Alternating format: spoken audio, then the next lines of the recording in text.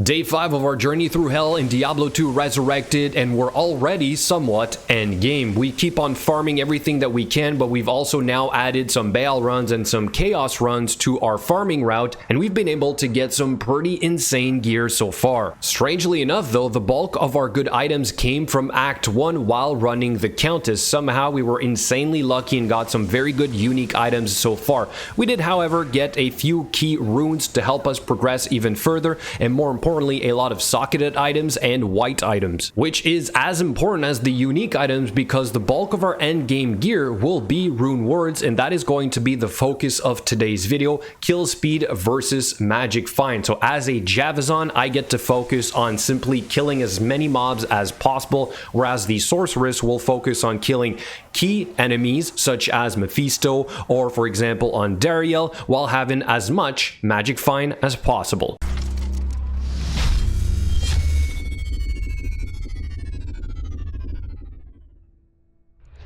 Basically, magic find in this game makes more of the items that drop to be magical or better, such as rare, set, or unique. What magic find does not do in this game is more total items to drop or higher level items to drop, more of a particular type of items such as rings or amulets to drop compared to others, or more exceptional or elite items over others. It does not affect the charms, it does not affect the amount of jewels either, and more importantly, it doesn't get more runes to drop or higher quality runes to drop either. Some have speculated that more MF means more magical drops and thus fewer runes and gems, but apparently that is not the case. However, there's always been some debate around that, which is why we decided to do a non-MF character and a full MF character. As for kill speed, the Javazon is one of the best characters in the game at doing this, and so obviously she has the lowest MF because we're able to do those zones with more packs of mobs, whereas the sorceress, it's a lot easier to stack MF on this character, and she's able to teleport around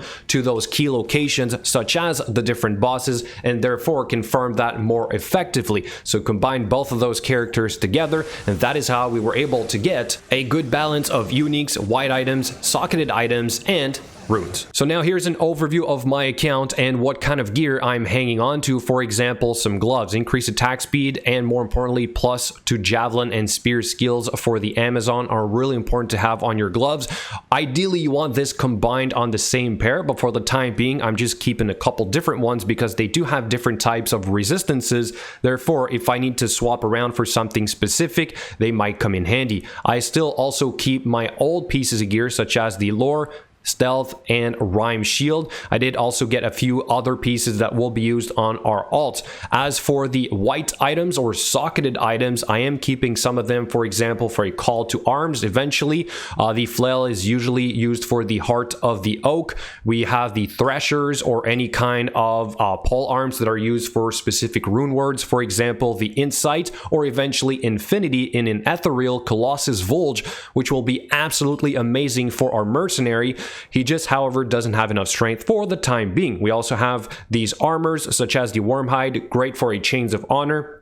More chest pieces for some of our mercenaries, or eventually perhaps a fortitude for a mercenary, more bases so that we can do a couple more things down the road. As for our current gear, it keeps getting better. I, for example, still have the Titan's Revenge. I found myself a Storm Shield. I actually found a Shaco myself, but ended up trading mine for a Griffin's Eye. As for the gloves, for the time being, these are the ones that I use. My chest piece has not really changed over the last 2 days. And then we have these boots right here. The jewelry is also suffering here a little bit, but it will get better over time.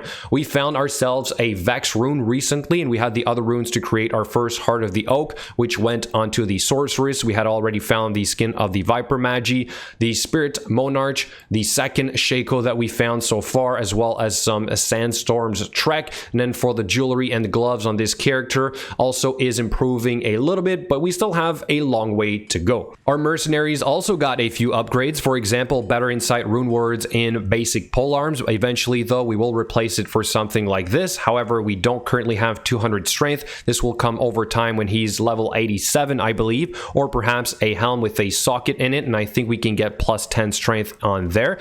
You also want to use, if possible, a treachery chest plate before you get to your fortitude. This is done with a Lem rune, and they're fairly hard to obtain right now, but this will add a lot of survivability. But combining this with a treachery and a Tal Rasha's helm with the life seal will also also make him very effective at killing. Finally, we have the runes, probably the most important currency in the game because it creates one of the most powerful items, but also because it is easily tradable. Even the low level runes have some kind of value, whether you create a low level rune word or you cube them up into higher level runes. Eventually you reach, let's say, mid level runes, and those also have a value to be traded for something, and eventually either you cube up or you find the high level runes to create those powerful items. So at this point, we're trying to build our wealth in here as well. So we're literally hanging on to everything we have. It is going to take a very long time for us to accumulate the good end game runes and to create the best pieces. However, at the point we currently are, we already have a pretty decent kill speed and magic find, which is the big takeaway of today's video. Diablo 2 is all about progressing as quickly as possible to the end game within the game, but perfecting a character takes a very long time.